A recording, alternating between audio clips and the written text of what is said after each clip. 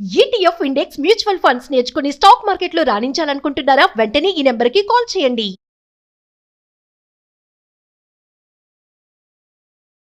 నమస్తే కళ్యాణ్. సుజయ్ గారు.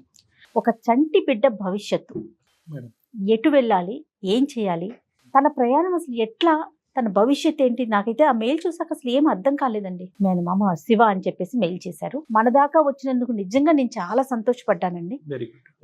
సలహా సూచన కోసం సుమన్ టీవీని అప్రోచ్ అయ్యారు అందమైన జీవితం కార్యక్రమానికి. 100% న్యాయం చేద్దాం. ఒకసారి శివతో మాట్లాడిద్దాం. తప్పకుండా మేడం.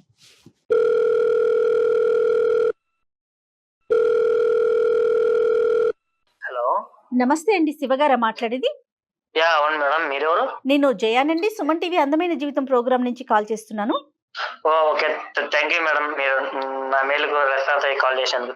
డాక్టర్ కళ్యాణ్ చక్రవర్తి గారు ఉన్నారు నాతో Thank పాటు, you, ఒకసారి thank you, మాట్లాడండి. శివ గారు నమస్తే అండి. Sir sir good afternoon sir. నమస్తే అండి. నమస్తే. అంటే పసిబిడ్డ భవిష్యత్తు గురించి అని ఒక పాయింట్ పెట్టారు కాబట్టి వెంటనే మేడం కూడా టేకప్ చేశారు. యా సార్, చెప్పండి సార్, ఏ విధంగా హెల్ప్ చేయగలం? మా ఫ్రమ్ వచ్చేసి చిత్తూరు సార్. నేను యాక్చువల్ గా హైదరాబాద్ లో సాఫ్ట్వేర్ జాబ్ చేస్తుంటాను సార్. నేను యాక్చువల్ గా నాకు మ్యారీడ్ అయింది సార్. మాది కోవిడ్ ముందు లవ్ సార్. మాది స్టడీ తర్వాత మేము హైదరాబాద్ అమీర్పేట్ లో కోచింగ్ కోసం వచ్చాము సార్. ఆ కోచింగ్ లో నాకు ఈ అమ్మాయి పరిచయం అయింది సార్.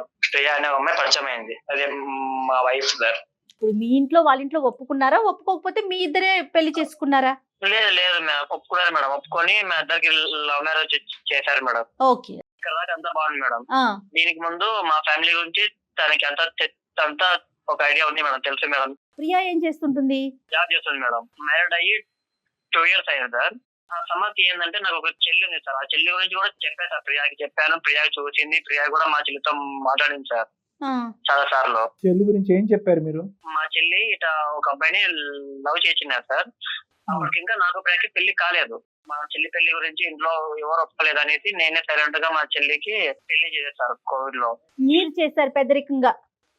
యా అవును సార్. అంటే లవ్ కి నేను రెస్పెక్ట్ ఇచ్చి చేశాను మేడం. నేను మీ చెల్లి ప్రేమించిన అబ్బాయికి వాళ్ళ ఇంట్లో వాళ్ళైనా ఒప్పుకున్నారా? లేదు మేడం, ఒప్పుకోలేదు మేడం. ఇప్పుడు నీకు చెల్లికి ఎంత వయసు భేదం ఉంది సుమారుగా? 5 years ఉంటుంది సార్. నువ్వు అంత ధైర్యంగా ముందుకొచ్చి చెల్లి పెళ్లి చేయడం వెనకట్ల నీ కాన్ఫిడెన్స్ ఏంటి? నేను నా చెల్లి కదా సార్, ఎక్కడ మోసపోతుందని ఆ అబ్బాయి నేను కూడా ఫాలో అయ్యి ఆ అబ్బాయి క్యారెక్టర్ అంతా కనుక్కున్నా సార్. సరే, నువ్వు హోంవర్క్ అంతా చేసిన తర్వాతే మీ బావగారిని సెలెక్ట్ చేసుకున్నాను. యా అవును సార్. నా చెల్లి కదా మళ్ళీ ఫ్యూచర్ లో లైఫ్ ఇబ్బంది కావద్దని. అదేలే. కోవిడ్ లో అన్ఫార్చునేట్లీ మా చెల్లి బ్యాడ్ లక్ మరి ఏమో తెలియదు కానీ కోవిడ్ లో మా బావగారు చనిపోయారు. మా చెల్లి కూడా కరోనా వల్ల ఇన్ఫెక్షన్ అయ్యి మా చెల్లి కూడా చనిపోయింది సార్. చనిపోయేసరికి మా చెల్లికి కూతురు ఉంది సార్. వాళ్ళిద్దరు చనిపోయేటప్పుడు పాప వయసు ఎంత? 6 months బేబీ సార్. అప్పటికి మీకు పెళ్ళయిందండి? లేదు మేడం, కావలేదు. నాకు ఎలాగో మా ఫాదర్ లేరు సార్. సో ఇంకా మా అమ్మని మా కోడల్ని అదే మా చెల్లి కూతుర్ని కూడా తీసుకొని మా అమ్మ నేను మా చెల్లి కూతుర్ని బాగా కేరింగ్ గా చూసుకునే వాళ్ళం సార్. ఈ అన్ని విషయాలు కూడా ప్రియా క్లారిటీగా తెలుసు సార్ ప్రియాకి. అంటే ప్రియా ఇక్కడ వరకు యాక్సెప్ట్ చేస్తుందా? పెళ్లి తర్వాత కూడా యాక్సెప్ట్ చేస్తానని అంత లోతుగా మీరిద్దరు మాట్లాడుకున్నారు? ఎందుకంటే మీది కూడా లవ్ మ్యారేజ్ సార్. పెళ్లి అయిపోయినా కూడా మాకు ఇంకా యాక్సెప్టింగ్ ఉంటుందనే ప్రియా నాకు మాట ఇచ్చింది సార్. నాకు అమ్మ చూసుకోలేదా? లేదంటే ఆ పాప వాళ్ళ నాయనమ్మ తాతగారు చూసుకోలేరా? పెళ్లికి ఒప్పుకోలేదు కదా సార్ వాళ్ళు. ఓ, పెళ్లికి ఒప్పుకోలేదు. చంటబిడ్డ రోడ్డు మీద పడినా కూడా ఒప్పుకోరా? ఒప్పుకోలేదు, ఏ చూడండి. మానవత్వం అండి. మీ అమ్మగారు ఒక్కలే చూసుకోలేరా శివ? అంటే మా అమ్మకి హెల్త్ బాగాలేదు కదా, సో అంత కేరింగ్ గా ఉండదు సార్. నార్మల్ గా చూసుకుంటారు సార్. అంటే లైక్ స్నానం చేయడం అట్లా ఇట్లా అంతే సార్. సో అమ్మకైతే కనుక ఖచ్చితంగా ఆ బేబీని చూసుకోవటానికి పెంచడానికి ఎవరొకరు సపోర్ట్ కావాలి. అందులో మేనమామ అనేటటువంటి మీరు ఒక తండ్రి లాంటి పాత్రలో ఉంటారు కాబట్టి మీ సపోర్ట్ ఇంకా ఆవిడకి ఇది, ఎందుకంటే మీరే దగ్గరుండి పెళ్లి చేశారు. నేను మామూలుగా కాదు సార్, నేనే సొంత తండ్రిలాగా చూసుకున్నా సార్. నేను తండ్రి అనుకుని నేను చూసుకున్నా సార్. చాలా ఇప్పుడు గ్రేట్ కూడా మేడం, అది చాలా గ్రేట్. చాలా గ్రేట్. చాలా గ్రేట్. అందులో ఏంటంటే ఇతను ప్రియాని కూడా ఒప్పించాడు, అది గ్రేట్. అవును అవును. కాకపోతే మాకు రీసెంట్ గా 2 years బ్యాక్ పెళ్ళయింది సార్ నాకు ప్రియాకి. పెళ్ళైన 1 year దాకా తను కూడా మా కూతుర్ని, అదే కూతురు అంటే కోడలు సార్, తన్ని కూడా బాగా చూసుకుంటూ కేరింగ్ గా బాగా ఉంటాను సార్. అబ్బాయి కోడలని రావట్లేదు, కూతురు. కూతురు చెప్పు నాన్న. మా కూతుర్ని చూసుకోవడం కాకుండా నా ప్రియాని కూడా ఎటువంటి లోటు కూడా రానికుండా చూసుకున్నా సార్. ఎందుకంటే నన్ను నమ్మి వాళ్ళ ఇంట్లో వాళ్ళని కాదని వచ్చింది కాబట్టి పెళ్లి చేసుకొని తను కూడా బాగా చూసుకోవాలి కదా సార్. సో పక్కన మా అమ్మాయికి ఎంత బాగాలేదు. ప్రియా వాళ్ళ ఇంట్లో కూడా మీ పెళ్లిని ఒప్పుకోలేదండి? లేదు మ్యామ్, ఏది ఇప్పటికీ కూడా?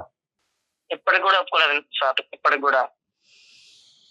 మీ అమ్మగారికి ఓకేనా మరి మీ పెళ్లి? మా అమ్మగారు ఇంకా ఒప్పుకున్నారు సార్, ఎందుకంటే మా ఫాదర్ లేరు కదా, సో మాకు నేను option లేదు. చూసుకుంటున్నా కాబట్టి ఒప్పుకున్నారు సార్. 1 year దాకా ప్రియ బానే ఉన్నారు సార్. ఉన్నట్టుండి ఏం ఆరోగ్యం వచ్చిందో ఏమైందో ఏం అర్థం కాలేదు సార్. ఉన్నట్టుండి అడ్డంగా మాడతారు సార్, నాకు నువ్వు వద్దు, ఆ అమ్మాయి ఉంటే నువ్వు నాకు వద్దు, అవసరమే లేదని పుట్టింటికి వెళ్ళిపోయి నేను 3-4 సార్లు దాన్ని బ్రతిమాలి తీరా మా ఇంటికి పిలుచుకొచ్చాను సార్. కానీ ప్రతిసారి గొడవ పడితే ఆ అమ్మాయి ఉంటే నేను ఉండను, ఆ అమ్మాయి ఉన్న నా సొంత కూతురా. ఈ భారాన్ని నేను సీక్రెట్ గా ఉంచి లాస్ట్ మినిట్ నీకు సర్ప్రైజ్ ఇవ్వలేదు కదా. మొదటి నుంచి నువ్వు జాలిపడ్డావు, నేను జాలిపడ్డాను, దిక్కు మన ఇద్దరే ఆ అమ్మాయికి ఆ బిడ్డకి పెద్ద దిక్కుగా మనం ఉందామని నిర్ణయం తీసుకున్న తర్వాత ఈ మెట్టు కదా, మరి ఎందుకు యూటర్న్ తీసుకుంది ఈ అమ్మాయి? చెప్తున్నా సార్, దానికి అదే మొత్తం సార్. అమ్మాయికి ఏంది ప్రియా, నువ్వే స్టార్టింగ్ లో నువ్వు చూస్తూనే ఉన్నావు, నువ్వు ఒప్పుకున్నావు, నువ్వు ఒప్పుకుంటానే కదా నువ్వు నేను నాకు బాగున్నావు, ఉన్నట్టుండి ఎందుకు ఇలా మారుతున్నావు, నువ్వు ఏంది అని బతిమాలుతుంటే ఆ అమ్మాయి కావాలా నీకు నేను కావాలా అని పుట్టినకి వెళ్ళిపోయింది సార్. అసలు దానికి ఏం మేరకు వచ్చినా అర్థం కాదు సార్. ఏమన్నా వాళ్ళ ఇంట్లో వాళ్ళు ఏమన్నా మేనేజ్ చేసినారా, వాళ్ళ ఫ్రెండ్సా, దిక్కు తెలియలేదు సార్. నాకు ఏం చేయాలో అర్థం కాలేదు సార్. నాకు పిల్లలు లేరు కదా బాబు? లేదు సార్, అంటే మేము 2 years వరకు వద్దనుకున్నాం, అంటే ప్రియాకి కంఫర్టబుల్ లేదని వద్దనుకున్నాం సార్. కాదు, ఇప్పుడు మనం ప్రియాతో మాట్లాడే ముందు మీ 1 year ఆఫ్ జర్నీ ఎలా ఉంది? ఈ పాప ఉండటంతో మీరు అంటే ఉదాహరణకు చెప్తున్నాను, హనీమూన్కి వెళ్ళటం, ఒక సినిమాకి వెళ్ళటం ఇలాంటివి జరిగేవా? లేదంటే పాప ఉన్నది కాబట్టి మీరు కంప్లీట్గా పాప మీద ఫోకస్ పెట్టి మిగతావన్నీ కూడా అంటే మ్యారేజ్ అయిన తర్వాత ఉండవలసినటువంటి ఆ గుడ్ మెమరీస్ ఆ ఈవెంట్స్ అవేమీ లేవు? అలా ఏం లేదు సార్. నా కూతురిని బంగారంగా ఎంత బాగా చూసుకుంటారో నా పిల్లల్ని కూడా అంతే భారంగా చూసుకుంటారు సార్. మంత్లీ 2 times మూవీకి తీసుకెళ్తాను, షాపింగ్ తీసుకెళ్తాను, అన్ని చేస్తాను సార్. తనకి ఏమొక చిన్న తనలోంచి నీళ్లు కూడా రానికుండా బంగారంగా చూసుకున్నా సార్ నేను తన్ని. అదే విధంగా ఆ 1 year పాటు నా ప్రియ కూడా నన్ను బంగారంగా చూసుకున్నారు సార్. అయితే ఇప్పుడు పసిబిడ్డను పెంచడం అంటే మాటలు కాదండి, ఓపిక, ఓర్పు, చూసుకునేంత సత్తువ ఇవన్నీ ఉండాలి. మరి ఫైనాన్షియల్ గా మీరు ఓకేనా? అంతా ఓకే మ్యామ్, ఫైనాన్షియల్ గా ఓకే, మా ఫ్యామిలీగా ఓకే, అంటే లైక్ నా భార్య, నా కూతురు, మా అమ్మ అంతా ఓకే మ్యామ్. అంతా మాకు సొంతంగా ఇల్లు కూడా ఉంది కాబట్టి ఇంకా ఏ ఇబ్బంది ఉండదు మేడం మాకి. స్లోగా ఈ అమ్మాయి యొక్క రిలక్టెన్స్ పెరిగిందా, లేదంటే ఒకే దెబ్బకి సంవత్సరం తర్వాత నాకు ఈ అమ్మాయి కానీ మీ పెళ్లి కానీ తేల్చుకోలేక అన్నది చెప్పిందా? 1 year అంటే కొన్నాళ్ళు దాటి బానే ఉన్నారు సార్. ఉన్నట్టుండి స్లోగా తనతో కెరీర్ అంటే నా కూతురిని సరిగ్గా చూసుకోకపోవడం కాకుండా మేము మెల్లమెల్లగా నాతో మాట్లాడడం తగ్గించింది సార్, నాతో మాడడం తగ్గించింది.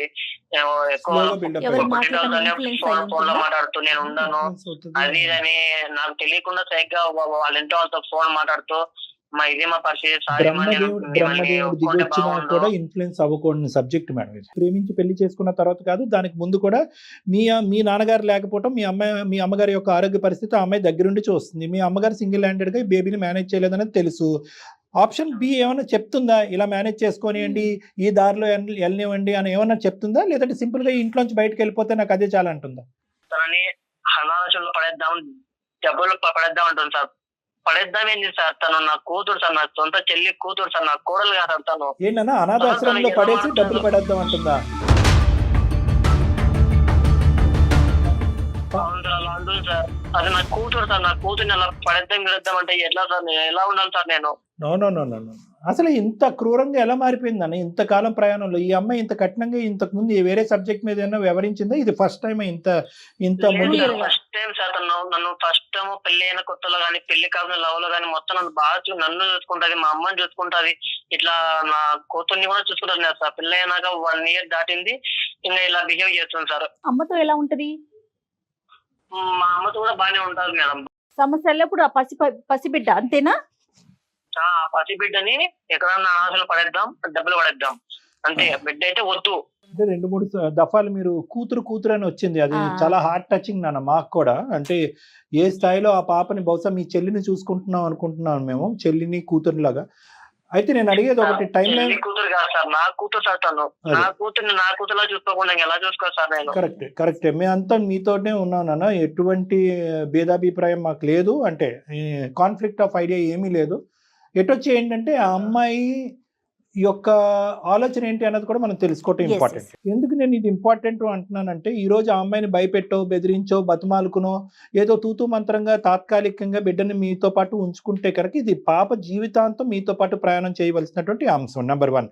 నెంబర్ 2, ఎందుకు ఇది చాలా లోతుగా ఆలోచించి ఆ అమ్మాయి యొక్క అభిప్రాయం తెలుసుకుని మనం ముందుకెళ్ళాలి అని అంటున్నానంటే రేపొద్దున ఈ అమ్మాయి గర్భవతి అయ్యి మీకు ఒక బిడ్డ వస్తే కనుక ఆ బిడ్డ వర్సెస్ ఈ బిడ్డ ఎలా చూస్తుంది అనేటటువంటిది కూడా ఒక మానసిక పరమైనటువంటి పరిస్థితి. ఎందుకంటే కనుక ఈరోజు ఈ అమ్మాయి మన మాటల వల్ల కన్విన్స్ అయ్యి ఆ అమ్మాయిని యాక్సెప్ట్ చేసి చూసుకోవటం ప్రారంభించిన తర్వాత తన బిడ్డకు అన్న తర్వాత రేపొద్దున ఎంత కాదనుకున్నా కూడా ఇటువంటి మెంటల్ స్టేట్ ఉన్నప్పుడు ఇద్దరికి మధ్యన ఒక తన తల్లి కంపారిజన్ అయితే కనుక నా బిడ్డ వర్సెస్ ఇంకొకరి బిడ్డ అనేది వస్తుంది. చిన్న చిత్తగా గొడవలు అవుతూ ఉంటాయి. అప్పుడు ఎవరిని సపోర్ట్ చేస్తుంది, ఇద్దరిని ఎటువంటి స్కూల్కి పంపిస్తుంది, ఎంతవరకు ఇద్దరిని చదివిస్తుంది, రేపొద్దున పెళ్లిళ్ళు చేసేటప్పుడు ఎవరికి ఎంత ఖర్చు పెడుతుంది, ఇలాంటి రకరకాల అంశాలు ఉంటాయి.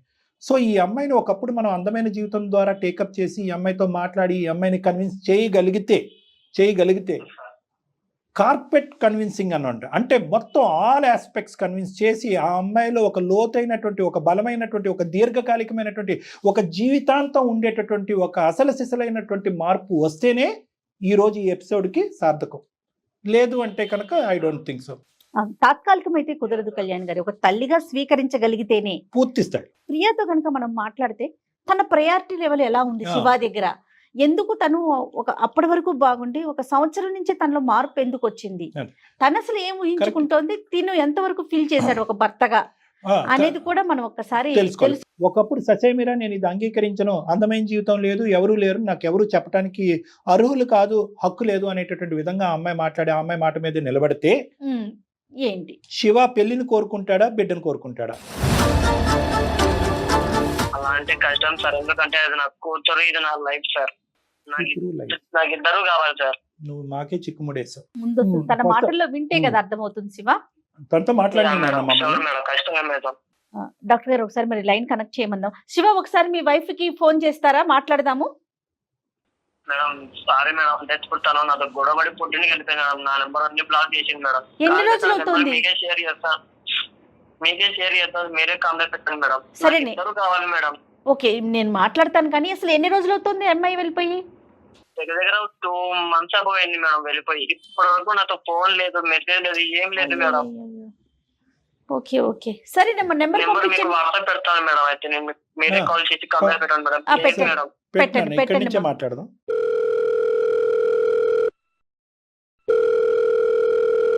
హలో హలో, ప్రియా అండి మాట్లాడేది? అవునండి, మీరెవరు? నేను జయానండి, అందమైన జీవితం ప్రోగ్రామ్ నుంచి కాల్ చేస్తా ఉన్నాను, సుమన్ టీవీ. ఓకే, నాకెందుకు ఫోన్ చేస్తారండి?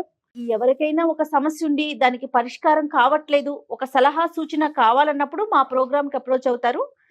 అట్లా మీ హస్బెండ్ మాకు మెయిల్ చేశారండి. మా వరకు ఈమెయిల్ పంపించే అంత సమస్య ఏమన్నా మీకు ఉందని మీరు అనుకుంటున్నారా?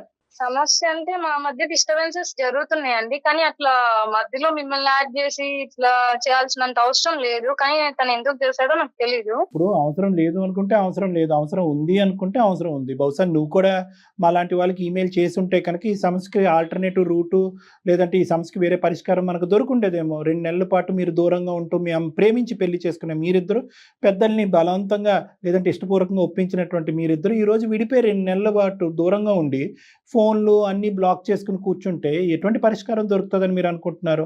అలాంటి దొరకనటువంటి సందర్భాల్లో, అలాంటి క్లిష్టమైనటువంటి సందర్భాల్లో మా గోటు వాళ్ళు వచ్చి హెల్ప్ చేయడానికి చేసేటటువంటి ఒక ట్రాన్స్పరెంట్ జాబ్ అమ్మా. దీని వెనకాతల ఎటువంటి నెగిటివిటీ అంటూ ఏమీ లేదు. అండ్ 1 sided గా ఒకరితో పుచ్చుకొని కూడా మేము మాట్లాడమండి. అతను మాకు కంప్లైంట్ అంటూ చేయలేదమ్మా. నేను ప్రేమించినటువంటి ప్రియ, అమితంగా ప్రేమించినటువంటి ప్రియ, మనస్ఫూర్తిగా ప్రేమించినటువంటి ప్రియా ఈజ్ మై లైఫ్ అని 1-2 సార్లు అన్నాడు మాతో మాట్లాడుతున్నప్పుడు. అలాంటి ప్రియాలో ఒక కొత్త మలుపు అనేది వచ్చింది ఒక 1 year బ్యాక్, లేదంటే ఈ మధ్యకాలంలో ఎప్పుడైతే. అందులో ముఖ్యమైనటువంటి అంశం ఏంటంటే కనుక నేను అల్లారు ముద్దుగా పెంచుకుంటున్నటువంటి మా చెల్లెల బిడ్డని, నా కోడలు అంటాం కూడా నాకు ఇష్టం లేదు, నా కూతురు. ఇప్పుడు మీరు వినే ఉంటారు, శివ కూడా లైన్ లోనే ఉన్నాడు. ఎందుకంటే కనుక ఆ అబ్బాయి ఎంత ఫోన్ చేసినా కూడా మీరు ఫోన్ ఎత్తకపోవటం వల్ల ఇలాగా ఇంకో దారిలో మేము ఇలా కాన్ఫరెన్స్ కాల్ కలిపేటటువంటి పరిస్థితి ఏర్పడిందమ్మా. సో ఆ బిడ్డ వచ్చిన తర్వాత మీ ఇద్దరి మధ్యన కొంతకాలం బాగానే ఉన్న తర్వాత మళ్ళీ మీ ఇద్దరి మధ్యన డిఫరెన్స్ ఆఫ్ ఒపీనియన్ వచ్చి ఈ రోజు ఈ ఇబ్బందికరమైన పరిస్థితి వచ్చింది, నా సమస్యకి పరిష్కారం చెప్పండి, నాకు ప్రియా కావాలి, నా కోడలు కావాలి అని అంటున్నాడు. కోడలు అతను ఉద్దేశంలో కూతురు. ఏమంటావమ్మా, ఏంటి ఈ పరిస్థితికి, ఏంటి నీ ఆలోచన ఏంటన్నది నువ్వు విడమర్చి మొత్తం అంతా చెప్పు. ఇందాక జయ మేడం చెప్పినట్టుగా మేము అటు ఇటు ఎటు లేము, న్యూట్రల్ పొజిషన్లో ఉన్నాం మేము. లేదండి, లేదు. ఆ పాప ఉన్నంత కాలం నేను ఆయన దగ్గరికి వెళ్ళను. ఓకే అమ్మా, అది మేము విన్నాము, అతను నోటి వెంట విన్నాము. అంతేకాదు ప్రియా, ఫస్ట్ ఆఫ్ ఆల్ నాకు మన పాప నాకన్నా ఎక్కువ అటాచ్ నీకే కదా ప్రియా, నీకే కదా ప్రియా. నాకే అటాచ్ అయింది, నాకు ఆ పాప అంటే ఇష్టమే, నేను చూసుకున్నాను, అంతా చేశాను. కానీ ఇప్పుడు మన ఇద్దరు లైఫ్ కి ఎఫెక్ట్ అవుతుంది కదా.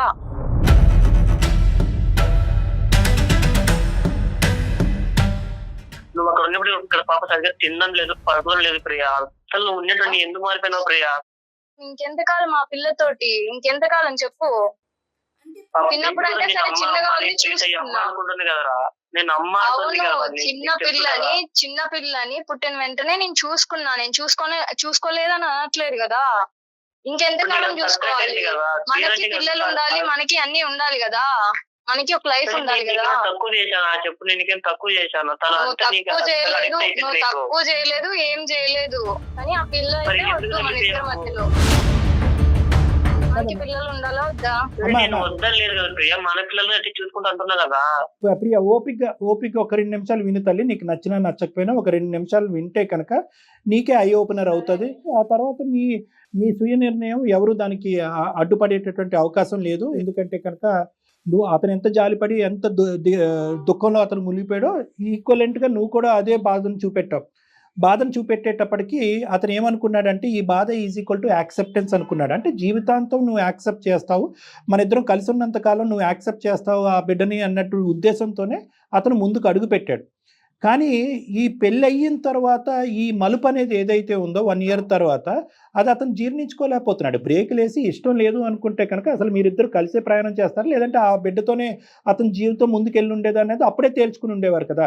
కొంత దూరం ప్రయాణం చేసిన తర్వాత ఈ బిడ్డను తీసుకెళ్లి అనాథాశ్రమంలో పడేయండి, కావాలంటే మనం డబ్బులు పడేద్దాం అనేటటువంటి విధంగా మాట్లాడే అంత భయంకరమైన మార్పులు ఏమొచ్చినాయి అమ్మ ఇక్కడ?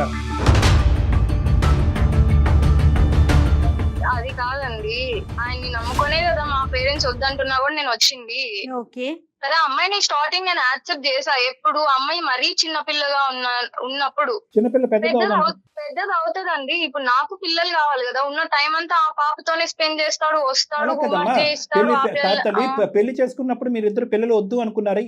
నేను ఎప్పుడు ఆయనతో డిస్కస్ చేయలేదు. నేను కొద్ది రోజులు గ్యాప్ ఇద్దాం, మనం ఎంజాయ్ చేద్దాం, ఇప్పుడే కదా రీసెంట్ గానే కదా పెళ్లి అయింది, అప్పుడే పిల్లలు ఎందుకని నేను పిల్లలు ఇప్పుడే వద్దు అనుకున్నాను. ఆ పిల్ల ఉందని మనకి పిల్లలు వద్దు అది ఇది అని నేను ఎప్పుడు చెప్పలేదు ఆయనకి. పిల్లల్ని ప్లానే చేయలేదండి. ఇప్పుడు మేము ఎప్పుడైనా బయటికి వెళ్తున్నా కూడా ఆ పిల్ల మాతో వస్తుంటే మేము మా పిల్లనే అనుకుంటున్నారు అందరూ. అదే అందరూ అనుకుంటున్నారమ్మా, అనుకోని మంచిదే కదా, ఇప్పుడు తప్పే ఉంది. ఇప్పుడు కాదు ఎప్పటికీ అలా అనుకోవాలి. అనుకుంటే మనకు మంచిది కదా. చెప్పు, నీకు అమ్మాయి నుదుటి మీద ఏమి చెల్లెలు కూతురని రాసిలేదు కదమ్మా, అలాగే అనుకుంటారు సమాజం. మీ ఇద్దరు బిడ్డే అబ్బా ఎంత చక్కగా ప్రేమించుకున్నారు. ప్రతిసారి నన్ను బయటికి తీసుకెళ్తాడు, బయటికి తీసుకెళ్ళినప్పుడల్లా ఆ పిల్ల వస్తుంది. ఇంకా మాకు కొత్తగా పెళ్ళైందన్న ఇదే లేదు, మాకు ప్రైవసీ లేదు, ప్రయారిటీ లేదు. అసలు నాకు ప్రయారిటీనే ఇవ్వట్లా, మొత్తం ఆ అమ్మాయికే ఇస్తున్నాడు, అమ్మాయితోనే టైం స్పెండ్ చేస్తున్నాడు. మంత్లీ నీకు మూవీస్ తీసుకెళ్తా, షాపింగ్ తీసుకెళ్తా, నువ్వు ఎక్కడికి తీసుకోపోయినా మనతో అమ్మాయి వస్తది, ఆ పిల్ల వస్తది, ఆ పిల్లతోనే టైం స్పెండ్ చేస్తావు. చిన్నపిల్ల కాదే, వదిలేసి వెళ్తారా? పిల్ల ఎన్ని అమ్మా రేపొద్దున నువ్వు కన్సీవ్ అవుతావు, డెలివరీ అవుతావు, పాపో బాబో వస్తారు మీ ఇద్దరి మధ్యలో కూడా. మీరిద్దరు ఎక్కడికైనా బయటకు వెళ్ళేటప్పుడు పిల్లల్ని వదిలేసి వెళ్తామమ్మా? కాదండి, నాకు పుట్టిన పిల్లలు నా పిల్లలు అవుతారు. వాళ్ళెవరో పిల్లల్ని తెచ్చుకొని పెంచుకోమంటే నేను ఎలా పెంచుకుంటాను? అది కాక నాకు ఇప్పుడే కదా పెళ్ళయింది, అప్పుడే పిల్లల్ని పెంచాలి ఇది ఇది అంటే నాకు కుదరదు కదా. పెంచిన ప్రేమ ఎంత గొప్పది కదా. హ్యాపీనెస్ కోసమే కదా, మా హ్యాపీనెస్ కోసమే కదా ఇంకొద్ది రోజులు పిల్లలు వద్దు అని మేము అనుకుంది. ఇప్పుడు ఈ పిల్లలు ఉంటే ఎక్కడుంటది హ్యాపీనెస్? కాదు బంగారు, ఆ పాపని నువ్వు యాక్సెప్ట్ చేసినప్పుడు 100కి 200 మార్కులు పడినాయి. యాక్సెప్ట్ అంటే నేను అమ్మాయిని జీవితాంతం చూసుకుంటానని యాక్సెప్ట్ చేయలేదండి. నేను ఆ పిల్ల చిన్న పిల్ల. ఆ చంటి బిడ్డతో అగ్రిమెంట్ రాసుకున్నారా? 100 రూపాయల స్టాంప్ పేపర్ మీద నువ్వు ఆ బిడ్డ రాసుకున్నారా? సంవత్సరం కాలం పాటే నువ్వు నాతో పాటు ప్రయాణం చేస్తావు, అప్పుడు వరకే నేను నీ తల్లిలా ఉంటాను, ఆ తర్వాత కట్. ఆయనకు ఒకటి కామన్ సెన్స్ తో ఉంటాడు అని అనుకున్నాను. ఆ పిల్ల చిన్న పిల్ల, ఆ టైంలో అనాథాశ్రమంలో వాటిలో వేయడం కరెక్ట్ కాదు. ఓకే, అనాథాశ్రమంలో వేసే ఆలోచన సంవత్సరం తర్వాత 2 సంవత్సరం నీకుందా? ఆ టైంలో అనాథాశ్రమంలో వేయడం కరెక్ట్ కాదు అని నేను ఇంటికి తెచ్చుకొని నేను చూసుకున్నానే గానీ నేనేం జీవితాంతం చూసుకుంటానని ఆయనకి హామీలు ఇవ్వలేదు. అతనికి చెప్పావమ్మా? పెళ్లికి ముందు చెప్పావా 2 ఇయర్స్ తర్వాత అనాథాశ్రమంలో ఈ అమ్మాయిని ఖచ్చితంగా వేయాలనే మాట చెప్పావా? అలా అయితే శివను మనం ప్రశ్నించాలి ఈ రోజు. రాలేదండి మా మధ్యలో, మరి అది రాలేదు. జీవితాంతం అమ్మాయి నాతోనే ఉంటదని కూడా రాలేదు. అమ్మ జీవితాంతం ఆ బిడ్డ నీతో పాటు నో ప్రియా, జీవితాంతం ఆ బిడ్డ నీతో పాటు ప్రయాణం చేస్తాది అనేటటువంటిది అది టేకెన్ ఫర్ గ్రాంటెడ్. నువ్వు ఎప్పుడైతే ఆ బిడ్డని యాక్సెప్ట్ చేసావో, మా పెళ్లి తర్వాత కూడా ఆ అమ్మాయి నీతో పాటు ఉంటుందని అనుకున్నారో, అనాథాశ్రమంలోకి ఇప్పుడు చాలా చిన్న బిడ్డ తర్వాత అనాథాశ్రమంలో పెడదామనే మాట రాలేదో, it automatically means that the baby is going to travel with you for the rest of your life. మీ జీవితాంతం ఆ బిడ్డ మీతో పాటే మీ కన్న బిడ్డలాగే ఉంటుంది అనేటటువంటిది ఒక పచ్చి నిజం. అది మీరు యాక్సెప్ట్ చేయాలి. నేను అది మాట్లాడలేదు ఇది మాట్లాడలేదు కాబట్టి సంవత్సరం తర్వాత నేను లోపల క్యాలిక్యులేషన్ చేసుకుని ఇక్కడ ఒకటి వాస్తవమైనటువంటి అంశం. ఆ టైంలో ఎవరు క్యాలిక్యులేషన్ చేసుకోరండి. ఆ పిల్ల పాపం వాళ్ళ అమ్మ నాన్ని పోగొట్టుకొని ఉంది, తీసుకొచ్చాడు ఇంటికి. నేను చూసుకోవాలి కాబట్టి, ఆ పిల్ల చిన్న పిల్ల కాబట్టి ఎవరికన్నా కన్సర్న్ ఉంటది, చూసుకుంటారు. నేను చూసుకున్నాను. అమ్మ పాపం అన్న చూసావా? ఆ పాపం అనే ఒక పదం, చంటిబిడ్డ అండి, తల్లిదండ్రులు ఇద్దరిని పోగొట్టుకుని ఒక అనాథ పిల్లని, ఆ పాపం అనేటటువంటిది మనసు లోపల నుంచి ఒకసారి పుట్టుకొస్తే కనుక అది చచ్చేంత వరకు ఉండాలమ్మా. ఇప్పటికీ ఇంకా పాపం అమ్మా. అప్పుడు తల్లిదండ్రులు పోగొట్టుకుని పాపం అనేటటువంటి ఆ బిడ్డకి ఇప్పుడు మరీ పాపం అమ్మా. ఆయన కోసం నా తల్లిదండ్రులను వదిలేసి వచ్చాను కదా. వినండమ్మా అమ్మ వినండి, నేను 2 పాయింట్లు చెప్తాను. శివ ఒక్క నిమిషం ఆగి. శివ నాకు పొట్టి ఒకటి తినే చూసుకుంది. ఇప్పుడు నా పాప ఏమో తినే అమ్మ అమ్మ అంటుంది. ఇప్పుడు ఏమో ఇదేమో వదిలేసి వెళ్ళిపోయింది. ఇప్పుడు నా కూతురు ఏమో సరిగ్గా తినడం లేదు, పడుకోవడం లేదు, మాట వచ్చి అమ్మ అమ్మ అమ్మ అమ్మ అని అంటుంది. సార్ ఇప్పుడు నేను ఏం చేస్తాను నేను మరి? అప్పుడు తల్లిదండ్రులను దురదృష్టం కొద్ది పోగొట్టుకుంది. ఇప్పుడు మీ అందరూ ఆలోచన శైలిని మారిపోయి ఆ అమ్మాయిని మళ్ళీ 2వ సారి అనాథం చేస్తున్నారు మీరు. ఇదేం బాలేదు. ఇప్పుడు మొత్తం ఆ పాపతోనే ఉంటే ఇప్పుడు అంటున్నారుగా, మీరే వింటున్నారుగా, పాప పాప నా పాప అంటున్నారు. నా పాపలు వద్దా? నా పిల్లలు వద్దా?